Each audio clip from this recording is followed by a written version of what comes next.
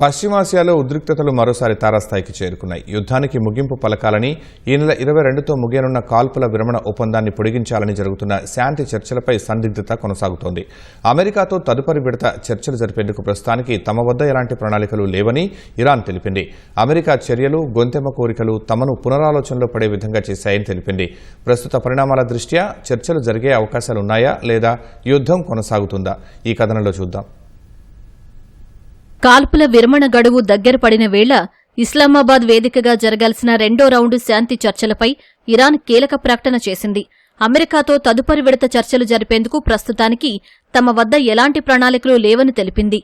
చర్చలకు సంబంధించి తాము ఎలాంటి నిర్ణయం తీసుకోలేదని ఇరాన్ విదేశాంగ శాఖ అధికార ప్రతినిధి ఇస్మాయిల్ బాఘేయి చెప్పారు. గల్ఫ్ ఆఫ్ ఒమన్లో ఇరాన్ నౌకను స్వాధీనం చేసుకోవడం ద్వారా అమెరికా కాల్పుల విరమణ ఒప్పందాన్ని ఉల్లంఘించిందని మండిపడ్డారు. ఇలాంటి పరిస్థితుల్లో చర్చలు, దౌత్యం పట్ల అమెరికా చేస్తున్న ప్రకటనలను ఎలా నమ్ముతారని ప్రశ్నించారు. కాల్పుల విరమణ ప్రకటించినప్పటికీ మొదటి నుంచి అమెరికా దాన్ని ఉల్లంఘిస్తూ వస్తుందని ఆరోపించారు. తాము ఇంకా యుద్ధంలోనే ఉన్నామని బాఘేయి స్పష్టం చేశారు. అయితే రెండో విడత చర్చలకు హాజరయ్యే అవకాశాన్ని ఆయన పూర్తిగా తోసిపుచ్చలేదు. చర్చలు సఫలమవుతాయని అందరూ ఆశిస్తున్న తరుణంలో ఇరాన్ ప్రకటనతో యుద్ధం ముగింపుపై మరోసారి నీలినీడలు కమ్ముకున్నాయి. మరోవైపు హర్మోజ్ జలసంధి వద్ద యుద్ధ వాతావరణం తారాస్థాయికి చేరుకుంది. ప్రపంచ చమురు సరఫరాలో 5వ వంతు ఈ మార్గం గుండానే జరుగుతుంది. లెబనాన్లో కాల్పుల విరమణ ఒప్పందం కుదరడంతో హర్మోజ్ను తెరుస్తున్నట్లు ఇరాన్ ప్రకటించింది.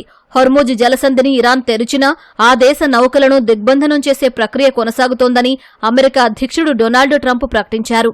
దీంతో ప్రతీకార చర్యగా ఈ జలసంధిని మూసివేస్తున్నట్లు ఇరాన్ ప్రకటించింది. అటువైపు వచ్చే ఏ నౌకనైనా లక్ష్యంగా చేసుకుంటామని హెచ్చరించింది.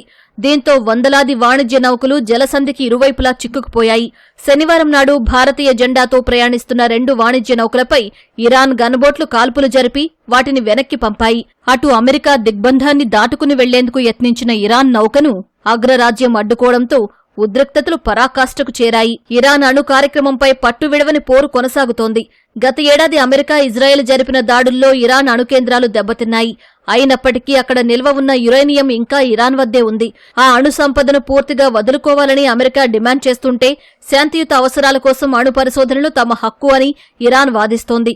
ఈ ప్రతిష్టంభన వీడకపోతే కాల్పుల విరమణ గడువు తర్వాత యుద్ధం మళ్లీ తీవ్రస్థాయికి చేరే అవకాశం ఉందని నిపుణులు హెచ్చరించారు. ఇరు దేశాల మధ్య రెండో దశ శాంతి చర్చలు జరిపేందుకు పాకిస్తాన్ సులా ప్రయత్నిస్తోంది. అమెరికా ప్రతినిధుల రాకతో ఇస్లామాబాద్లో పటిష్ట బందోబస్తును ఏర్పాటు చేశారు. చర్చల నిర్వహణపై సందిగ్ధత కొనసాగుతున్నప్పటికీ వాటిని ప్రారంభించేలా పాక్ అధికారులు ప్రణాళికలు వేస్తున్నారు. ఇందుకోసం అమెరికా, ఇరాన్తో దౌత్యపరమైన సంప్రదింపులను ముమ్మరం చేశారు. ఒకవేళ చర్చలు జరిగినా హొర్మోజ్ జలసంధి భద్రత, ఇరాన్ అణు కార్యక్రమం వంటి సున్నితమైన అంశాలపై ఏకాభిప్రాయం కుదరడం అంత సులభం కాదని విశ్లేషకుల వాదన. కొన్ని గంటల్లో కాల్పుల విరమణ గడువు ముగుస్తుండడం, చర్చలు ఆగిపోవడంతో గల్ఫ్ ప్రాంతంలో ఎప్పుడు ఏం జరుగుతుందోనన్న ఆందోళన ప్రపంచ దేశాలను కలవరపెడుతోంది.